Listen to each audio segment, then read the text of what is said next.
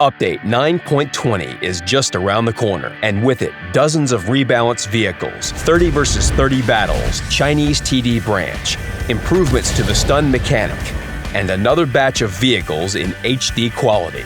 Get the details right here. US vehicles.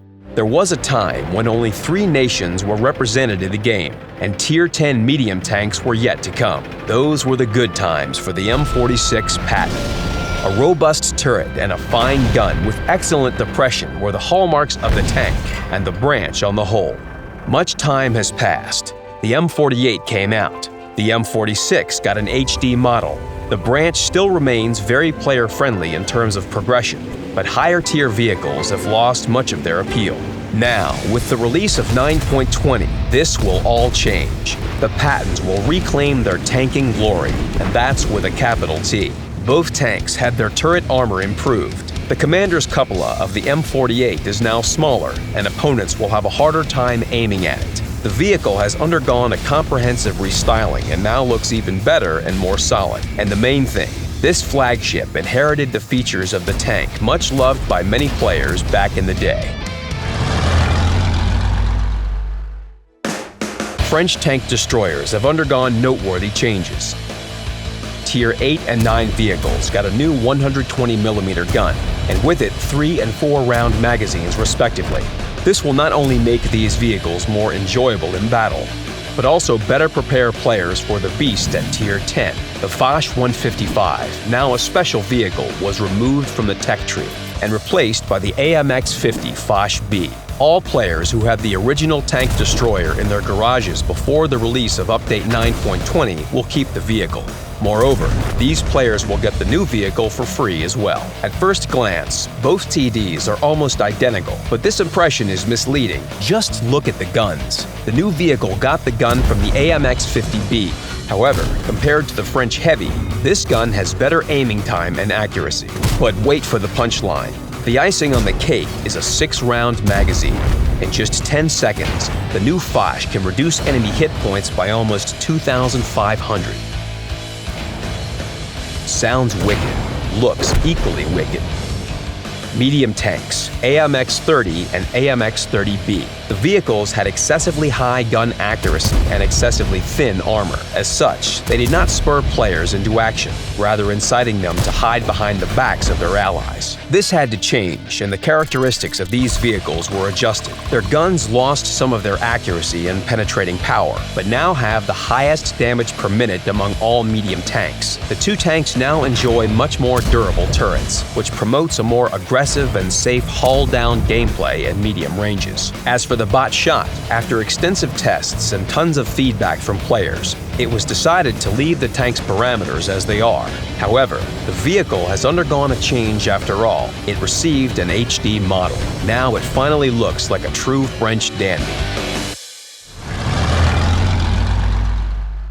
The update brought changes to 9 Soviet vehicles. The T-44 medium tank has become far too medium in recent years. The vehicle received improved gun parameters and reinforced frontal turret armor. Now the effective armor of the gun mantlet is about 200mm, and turret cheeks are almost 300mm. The same changes were made to the turrets of the premium T-54 first prototype and T-44 100. Turret armor of the T-54 and Object 140 was improved as well. Sad news for all those ISU-152 lovers. The vehicle will no longer have its BL-10 gun. It was replaced with the D4S. But if you leave emotions out of the equation, it's not that bad at all. The new gun has the same parameters as the legendary gun, except its armor penetration capacity. But hey, 260mm is a fair number for a Tier 8 vehicle. Besides this, the vehicle now has more hit points, while a number of guns on the way to the top were removed to facilitate players' progression with the vehicle. Another Soviet TD, the Object 268. It now enjoys a significantly increased projectile velocity for the base shell. Horizontal gun traverse limits were increased almost twofold, making it easier to engage long-range targets, especially fast long-range targets. The IS-7, one of the iconic vehicles in the game. With the introduction of new Tier 10 vehicles, the 7 lost much of its former glory. That's why Veteran has got more hit points, greater specific engine power, and better gun aiming.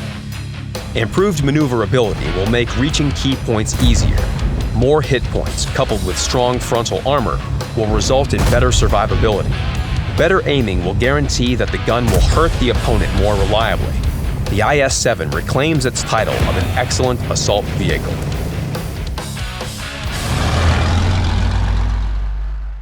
Balance tweaks were made to several heavy tanks from the land of the rising sun.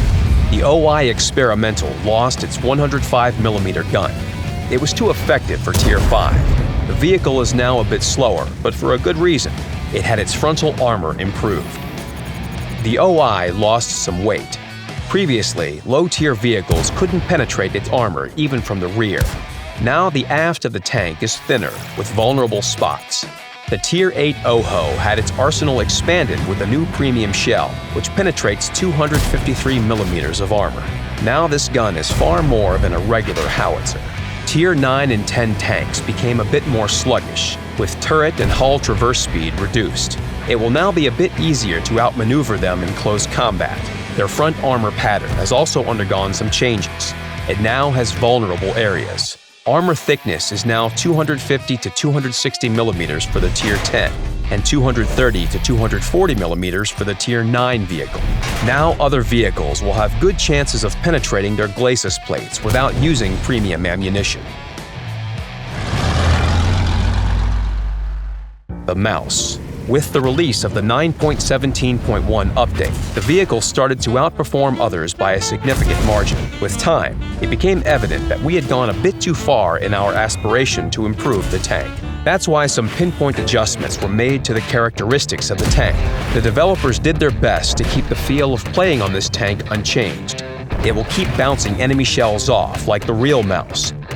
Only its hit points and reload time changed slightly. The Jagdtiger 8.8 and Moischen, another two revised German vehicles. The tank destroyer had its hull traverse speed increased, while the heavy tank received base suspension with increased crossing capacity. This will make the path to the mouse easier.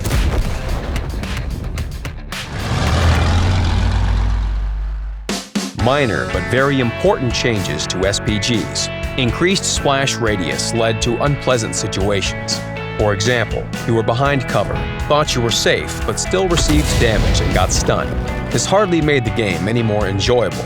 Thus, it was decided to improve the damage calculation mechanism. A set of additional variables was introduced to properly calculate damage through obstacles. In brief, if cover is more than 2 meters thick and the vehicle is completely hidden behind it, there will be no damage and no stun. If it is less than 2 meters thick, the vehicle will get damaged and stunned, as if it were in an open field. The third case is when the cover is more than 2 meters thick, but the vehicle is only partially hidden behind it. In this situation, stun duration and damage will depend on the area of the vehicle hit by fragments. Based on the fragment coverage area, the vehicle will receive 25% to 100% of the total damage and stun duration. Rumors about it have been in the air for a long time. Many players asked for action-packed armor clashes on an even larger scale. Now, after many internal tests, the new random battle mode enters the open testing stage. Meet Grand Battles. The rules are very simple. 2 teams, 30 players each, Tier 10 vehicles only. 15 minutes to either capture the enemy base or destroy all opposing vehicles. A new map was created exclusively for the mode, Nebelberg, 1,400 by 1,400 meters in size. For now, it's the only one of its kind, but more massive maps will follow in the future. Important note, you can earn medals and complete personal missions in the new mode. The path to the Object 260 will become much easier.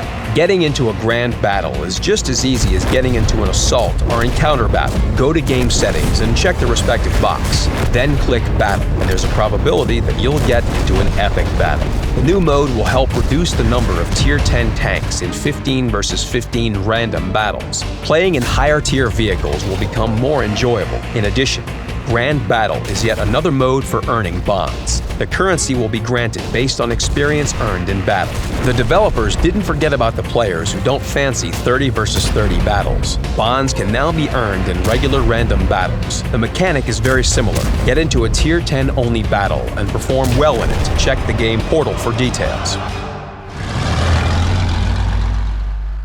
Several months ago, Chinese tank destroyers were introduced on Chinese servers. Players in other regions also wanted to see them in the game, and now we are adding these vehicles to other regions as well. It's a full-scale tech branch comprised of 9 vehicles. Some of them are very similar to Soviet tank destroyers, both in visuals and gameplay. Higher-tier vehicles in the branch can boast solid armor and powerful guns. They are equally good at sniping long-range targets and spearheading assaults.